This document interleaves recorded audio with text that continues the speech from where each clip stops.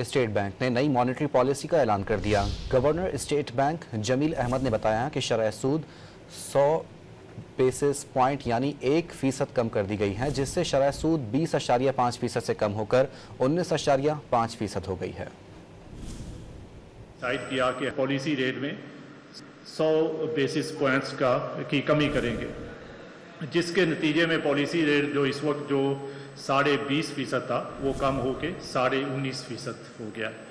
تو اور یہ اگلی مانیٹری پالیسی تک رہے گا اور یہ کل سے جو ہے وہ ایفیکٹو ہو جائے گا۔ اس وقت ہمارا انفلیشن جو ہے وہ کنٹینیوسلی جو ہے وہ ڈکلائننگ ٹرینڈ پہ 38% سے یہ مئی 2023 سے کم ہونا شروع کیا اور آہستہ آہستہ جو ہے وہ پچھلے مہینے یہ 12.6% پہ آ گیا۔ انفلیشن کا جو ایوریج جو پچھلے سال کا تھا وہ 23.4% رہا۔